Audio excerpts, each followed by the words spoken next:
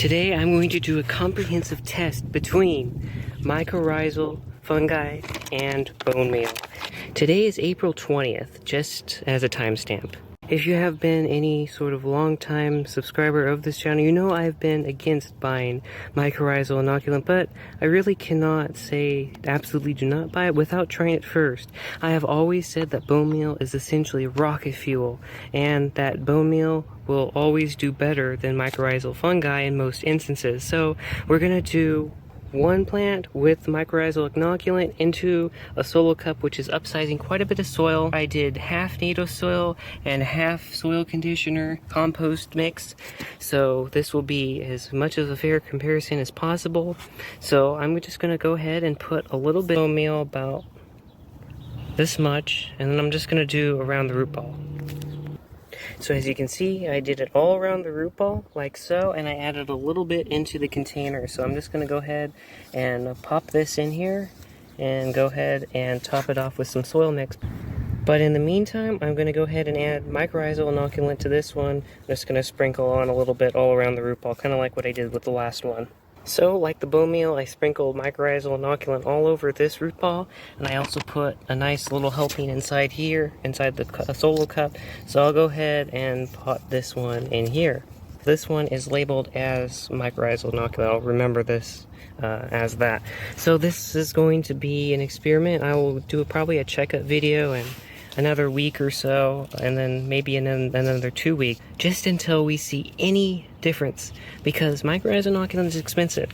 For 2 of these little bags it was $10, and this won't do a lot. So I'm going to see if the hype is really worth it, or if good old-fashioned bone meal is truly a really great rocket fuel in my sense. So I'm just going to go ahead and give them the exact same amount of water, put them in the exact same location, try to keep this as scientific as possible. It's not perfect, but I hope this will give me some results, and also you guys some results, so you know what to spend your money on, or better spend your money on.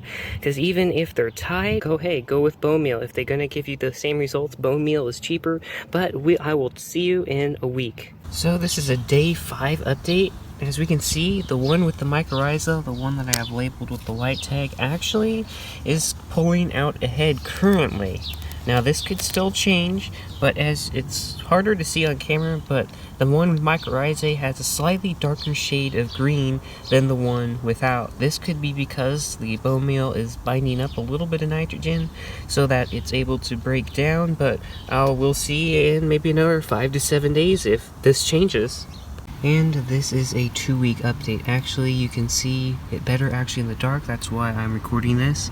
But the one that has mycorrhizae looks now about even. The bone meal has caught up to the color and the vigor of the mycorrhizae. So I'm going to let this test go on just maybe another couple weeks, and then I will determine if there is a winner at all.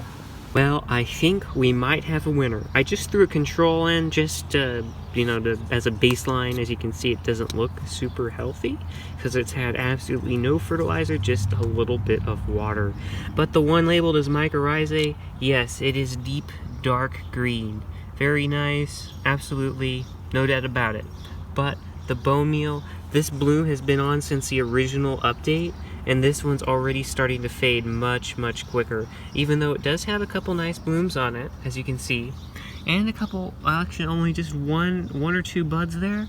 Guess what? The bone meal has at least 4 buds, as you can see, 2 right here and 2 starting to form right here. I do not see that. I'm going to turn around the plant just so you can all see. Okay, there's a second bud right there, but that is all just from mycorrhizae. And of course the control, there's only 1 additional bud there, and the plant itself, it's kind of doing the same thing. Blooms are already starting to fade. So, conclusive, bone meal wins. Now let me know if you have any suggestions on how to improve this experiment. But yeah, I'm going to say that bone meal is the winner. Mycorrhizal does definitely do much more than absolutely nothing. So if all you have is a mycorrhizal fungi, definitely use it. But I wouldn't go out of your way if you already have bone meal don't go out of your way and buy another additional thing. So I hope you really like this test, got something out of it. My goal is to help you save money, and so I know not to buy mycorrhizal fungi in the future, because really it's found in all of our native soils. If you were to dig down, or especially if you use wood chip mulch, that attracts that mycorrhizal association, and especially in things like raised beds and flower beds and other things, it is already naturally occurring in the soil, and you really don't need to have it, especially if you inoculated it the year before. Some of the spores will go dormant deeper down in the soil, and it will come back to life, and hey, as we can see, it isn't worth it.